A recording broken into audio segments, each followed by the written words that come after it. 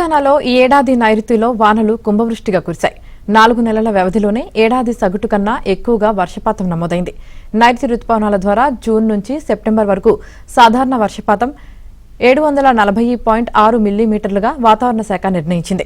వార్షిక సగటు వర్షపాతం 923.8 మిల్లీమీటర్లుగా ఉంటుందని, అయితే ఈ నైరుతిలోనే ఏకంగా 988.3 మిల్లీమీటర్ల వర్షపాతం నమోదైంది. ఇది నైరుతి రుతుపవనాల సగటుతో పోలిస్తే 247.7 మిల్లీమీటర్లు అధికం.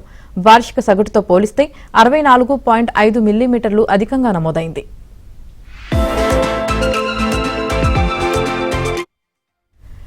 జూన్ 1న మొదలైన వానాకాలం సీజన్ సెప్టెంబర్ 30తో ముగిసింది. 4 నెలల వానాకాలం తర్వాత సాధారణంగా అక్టోబర్ 1 నుంచి శీతాకాలం సీజన్ మొదలవుతుంది. కానీ ఈ 4 నెలల్లో వర్షించి ఆ తర్వాత వెనుదిరిగే నైరుతి రుతుపవనాలు మాత్రం ఇంకా నిష్క్రమించలేదు. ప్రస్తుతం ఉత్తరాది రాష్ట్రాల్లో నైరుతి నిష్క్రమణ ప్రారంభమైంది. ఆ తర్వాత క్రమంగా తగ్గుతూ దక్షిణాదికి తెలంగాణకు వచ్చేసరికి మరో 15 రోజులు పట్టే అవకాశాలున్నాయని శాస్త్రవేత్తలు చెబుతున్నారు. ఇదిలా ఉండగా బంగాళాఖాతంలో ఇవాళ మరో వాయుగుండం ఏర్పడనున్నట్లు హైదరాబాద్ వాతావరణ కేంద్రం వెల్లడించింది.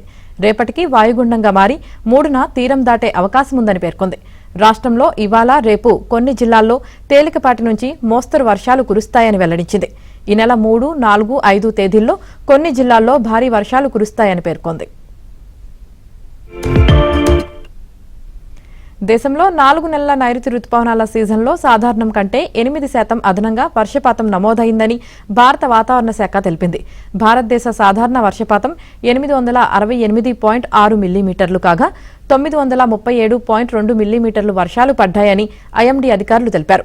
దక్షిణ భారతంలో సాధారణం కంటే 9.9% అధిక వర్షపాతం, తూర్పు ఈశాన్య భారతంలో మాత్రం సాధారణ వర్షపాతం 1367.3 మిల్లీమీటర్లు కాగా 10,089.9 మిల్లీమీటర్ల వర్షపాతం నమోదైందని పేర్కొన్నారు. ఈ ఏడాది నైరుతి సీజన్లో అనేక అసమానతలు చోటు చేసుకున్నాయి. కొన్ని చోట్ల కుంభవృష్టి వర్షాలతో అపార నష్టం వాటిల్లగా మరికొన్ని చోట్ల దుర్భిక్షం నెలకొంది. ఇంకొన్ని చోట్ల రోజుల తరబడి పొడి వాతావరణం కొనసాగింది. ప్రపంచంలోనే అత్యధిక వర్షపాతం నమోదయ్యే చిరపుంజిలో ఈ ఏడాది అనేక రోజులు వర్షభావం కొనసాగింది.